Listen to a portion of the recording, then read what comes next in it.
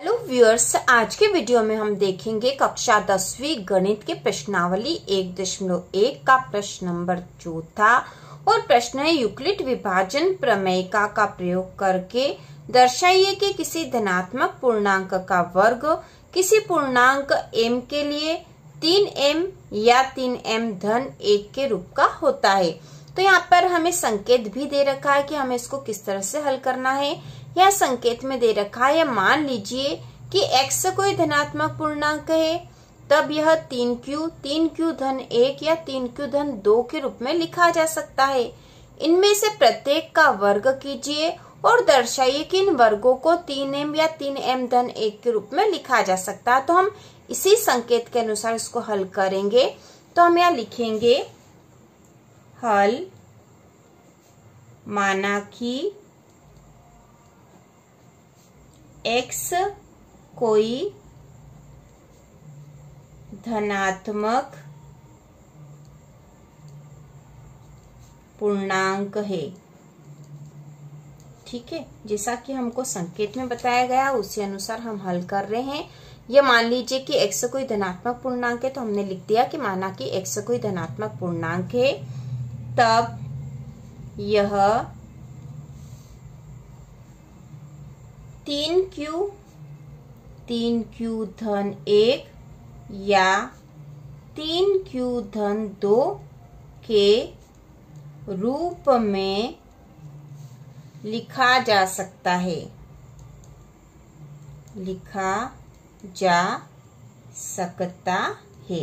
तो हमने संकेत के अनुसार इसे मान लिया है और जैसा बताया था वैसा लिख दिया है।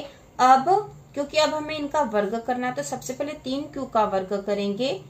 3q का वर्ग बराबर 3q का जब वर्ग करेंगे तो 3 का भी वर्ग होगा और q का भी वर्ग होगा। तो 3 का वर्ग होगा मतलब 3 का 3 में गुणा, तो 3 तिया 9 हो जाएंगे, और q का वर्ग मतलब q का q में गुणा, तो q का वर्ग ही आएगा यहाँ पर।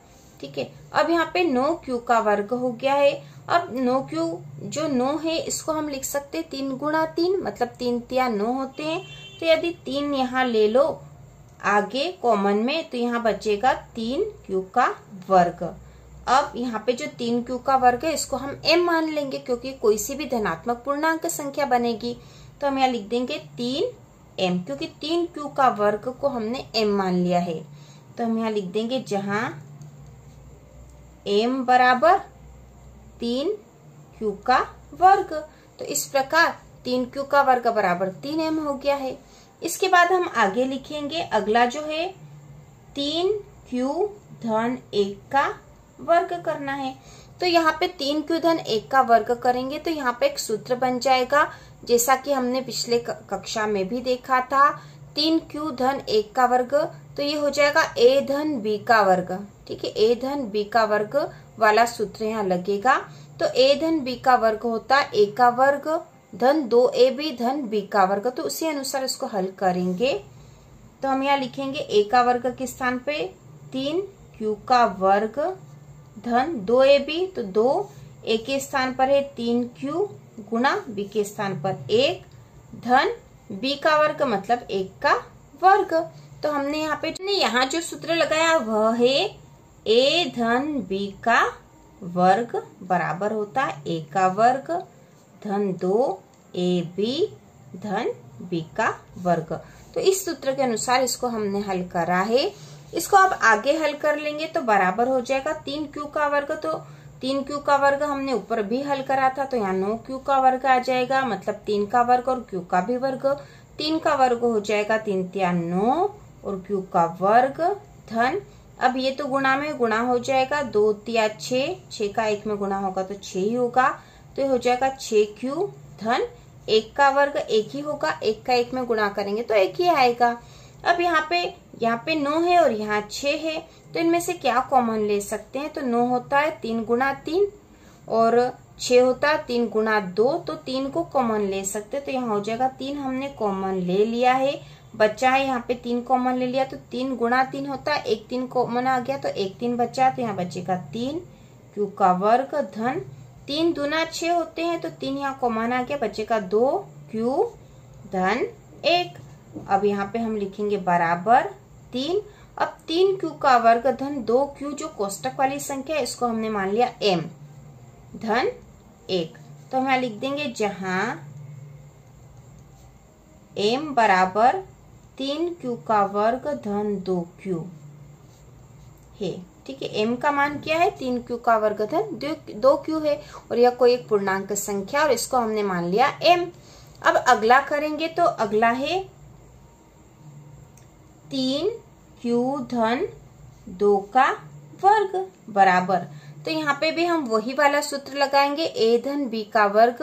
तो a का वर्ग हो जाएगा 3q का वर्ग, क्योंकि इस a के स्थान पर 3q है और b के स्थान पर 2 है, धन 2ab, तो 2a के स्थान पर 3q गुणा b के स्थान पर 2 धन b का वर्ग है तो b का वर्ग मतलब 2 का वर्ग बराबर 3q का वर्ग करेंगे तो 3 तिया 9q का वर्ग धन ये इन सब का गुणा हो जाएगा 2 तिया 6, 6 दूना 12q, तो यहाँ 12q आए हैं धन 2 का वर्ग मतलब 2 का 2 में गुणा 2 दूनी 4 हो जाएगा।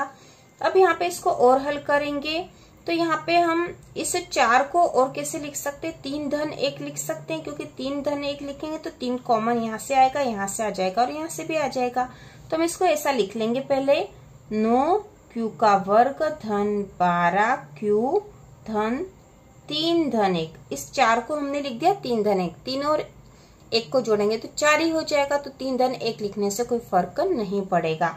तो यहाँ पे अब इनमें से 3 कॉमन ले सकते हैं, क्योंकि 3 यहाँ से भी कॉमन आ जाएगा, 3 चौक 12 होते तो यहाँ से भी आ जाएगा और ये 3 है ही सही, तो यहाँ से 3 कॉमन ले लिया। अब यहाँ बच्चा 3 गुणा 3 था, एक 3 कॉमन आ गया तो एक 3 बच्चा यहाँ पे q का वर्ग धन 3 चौक 12 होते हैं तो 4q धन 3 एकम 3, 1 चला गया है कॉमन में। ठीक है, 3 यहाँ कॉमन में चला गया तो यहाँ 1 बच जाएगा। ठीक है, 3 एकम 3, 1 बच्चा और यहाँ बच गया धन का 1। ठीक है, अब यहाँ पे इसको हम लिख सकते हैं 3। अब ये जो पूरी कोष्टक वाली संख्या है इसको हमने मान लिया m, क्योंकि इन सबको गुणा करेंगे और आपस में जब जोड़ेंगे तो यह कोई एक पूर्णांक संख्या बनेगी, जिसको हमने मान लिया m धन 1। तो हम यहाँ लिख देते हैं जहां m बराबर 3q का वर्ग धन 4, ठीक है, 4q धन 1 है।